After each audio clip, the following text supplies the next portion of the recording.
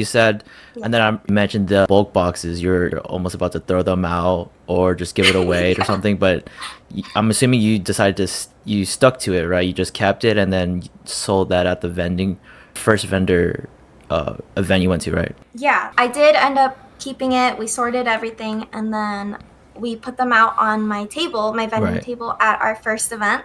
And I honestly believe if you counted up all the numbers, we made the most amount of money Yeah. off of the bulk I was boxes than afraid you were anything gonna say else. that. I was afraid you were gonna Yeah, say which is that. it's crazy because it's crazy to think that I was just going to get rid of them. Right. And obviously, there are certain cons that still come with it, like the time it takes to sort them and the fact that you need to buy enough space to, have them organized into like a cardboard box. Those cardboard boxes are expensive too. I wasn't expecting that, Hmm. but they're like 20 bucks a piece. And Oh my so, God.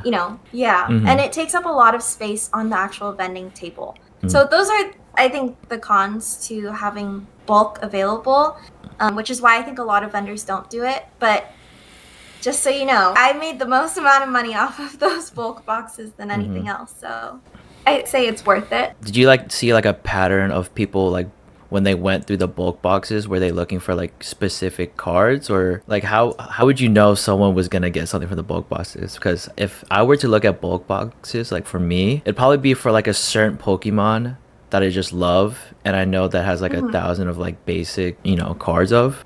So I'm just curious like how you know, or maybe you saw like a pattern of people buying certain things from the bulk boxes. Yeah, I would say there was three categories of people. Either Mm. people who were trying to master set, and Mm. so they would just go to the specific set they were looking for and, find what they needed. And then there were my cutie collectors who knew exactly which Pokemon they wanted That or makes what sense. color scheme they wanted or just anything cute. Mm. And so that's why I have the separate box for them to look through. Mm. Because as a cutie collector myself, I get it. And so the third category of people was someone who had a specific Pokemon that they really wanted. And so for that situation, they would come up and say, do you have any Pikachu? And because I sorted through everything, I kind of remembered what was in each section.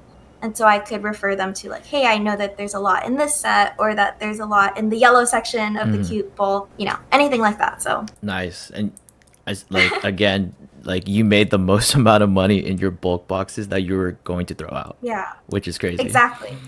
And I priced it at on our first vending event. Mm. I did 5 cards for $1, Okay. and so honestly, a lot of people were saying that was a really good price.